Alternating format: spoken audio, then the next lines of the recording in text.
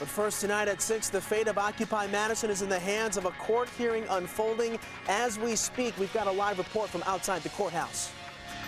And a decision could come at any moment on the occupation of a downtown parking lot. That is tonight's top story. We're waiting on the ruling from a Dane County Judge, Amy Smith. News 3's Andy Choi is live outside the Dane County Courthouse with the latest. Andy.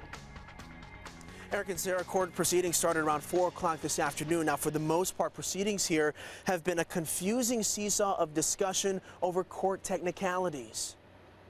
In my opinion, anyway, and I believe the court should so hold, that the current Occupy site is a public forum for First Amendment purposes, which raises the bar for the city to have to leap in order to remove them. It says on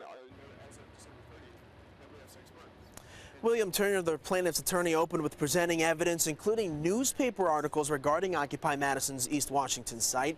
So when the city attempted to present its own evidence, the plaintiffs objected to that move, and that's when Judge Amy Smith addressed the obvious. So I guess it's not a particularly big surprise that no one is perfectly prepared to proceed today.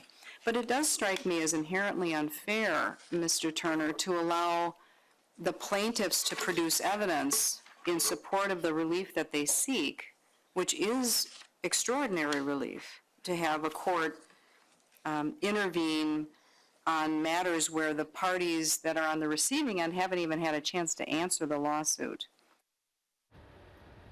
So as far as a definitive answer goes, we don't have that yet from Judge Amy Smith, and right now things are just meandering, moving very slowly tonight. As far as the folks over at Occupy Madison, as early as this morning, people have been pitching their tents, moving somewhere else, moving some of the items. They don't want to really clash with the city. They don't want to get arrested. Nobody there, especially those who are living there who are homeless right now, have nothing. They want nothing to do with the people who are the city who may eventually try to move them out of there. So right now we're going to take a watch as to what happens in the courtroom tonight.